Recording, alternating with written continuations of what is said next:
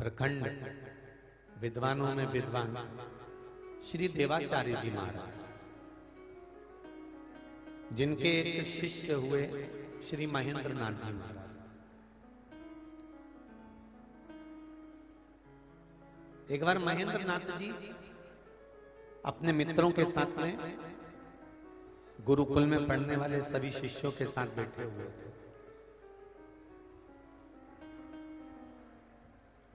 और जब महेंद्र नाथ जी बैठे हुए थे तो महेंद्र नाथ जी से किसी ने प्रश्न किया,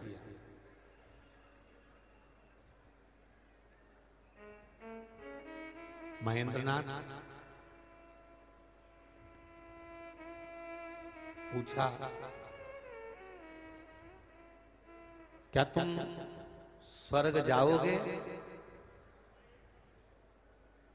एक विद्वान गुरु के शिष्य से यह पूछा जा रहा है, क्या तुम स्वर्ग जाओगे?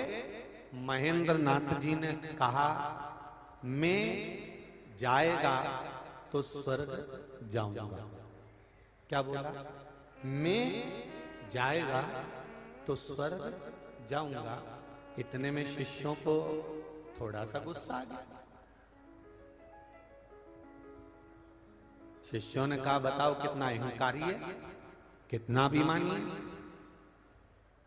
हम पूछ रहे हैं महेंद्र नाथ क्या तुम स्वर्ग जाओगे, और महेंद्र नाथ कह रहे हैं कि मैं जाएगा तो स्वर्ग जाऊंगा।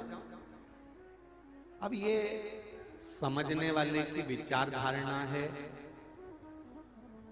कहने वाला व्यक्ति कुछ भी कह देता है, ये समझने वाले के ऊपर है कि वो समझता क्या है। आपने तो अच्छा कहा, पर समझने वाला व्यक्ति, उसकी सोच, उसका विचार। दूध निकालने वाले ने दूध निकाल कर रख दिया, अब आपको उसको सोने के पात्र में रख रहे हो, चांदी के पात्र में रख रहे हो, तांबे के पात्र में रख रहे हो, कि मिट्टी के पात्र में रख रहे हो, कि किसी दोने में रख रहे हो, ये आपके ऊपर है। कथा कहने वाला, प्रवचन देने वाला, ज्ञान उपदेश देने वाला अपने विचार तुम्हारे सम्मुख में रख देता है। अब सोच, बुद्धि, चित्त ये तुम्हारा है कि तुम उसको किस पात्र में रख रहे हो। अगर आप सोने जैसे हो तो गुरु की वाणी को आप श्रेष्ठता में निकाल लोगे, और अगर आपकी बुद्धि, आपका चित्त मट्टी जैसा है तो आप उसमें से केवल मट्टी ही ढूंढ लोगे, उसमें से स्वर्णता नहीं निकाल सकते, उसमें से अच्छा नहीं निकाल सकते।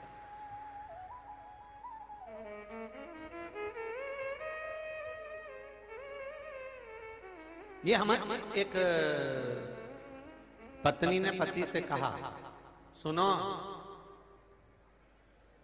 बाथरूम में कपड़े पड़े हैं, धो दोगे क्या? पत्नी ने पति से कहा, बाथरूम में कपड़े पड़े हैं, धो दोगे क्या? और इतना कहने के बाद पति चुप हो गया। पत्नी ने थोड़ी देर बाद कहा, धो दोगे तो ठीक है, नहीं तो मैं आके धो दूंगी। अगर धो दोगे तो ठीक है, नहीं तो मैं आकर धो दूंगी। अब पति की बुद्धि, फिर वही वाली बात आ गई कि स्वर्ण का पात्र है कि चांदी का पात्र है कि तांबे का पात्र है। पति समझ गया कि इसने कहा है कपड़े धो दोगे क्या, और धो दोगे तो ठीक है, नहीं तो मैं आकर धो दूंगी। पति उतने में समझ गया ये कपड़े धोने की बात नहीं कर रही है, बाद में मुझे धोने की बात कर रही है। स्वर्ण पात्र और मिट्टी पात्र में अंतर है। अब उसने क्या कहा था और इसने क्या समझा, ये उसके ऊपर। कहने वाला व्यक्ति ने कह दिया, आप क्या समझ रहे हो, आपकी वृत्ति क्या है, आपकी सोच क्या है, आप क्या निकाल रहे हो उसमें से, आप क्या धारण कर रहे हो उसमें से, ये आपके ऊपर।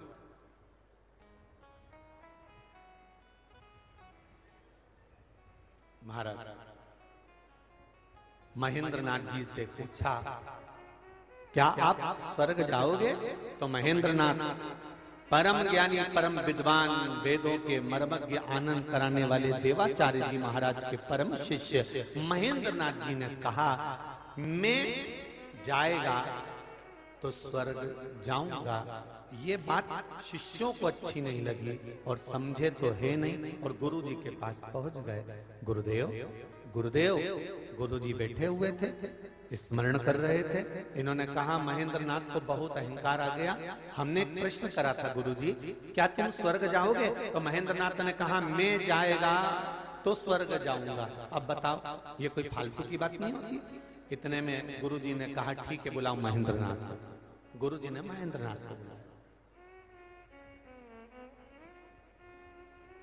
ध्यान देना जरा, जितने लोग आस्था पर सुन रहे हैं और जितने लोग फेसबुक यूट्यूब पर सुन रहे हैं और जितने इस अशोक नगर की मंडी प्रांगण में सुन रहे हैं, वो बुलाया महेंद्र नाथ को बुलाया।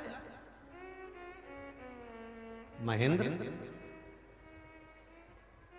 आपसे प्रश्न किया गया था क्या आप स्वर्ग जाओगे? तो आपने क्या जवाब दिया? महेंद्र नाथ कहते हैं गुरुदेव मैं जाएगा तो स्वर्ग जाऊंगा, इतना सा मैंने बोला है गुरुदेव, इसके सिवाय मैंने कुछ नहीं बोला।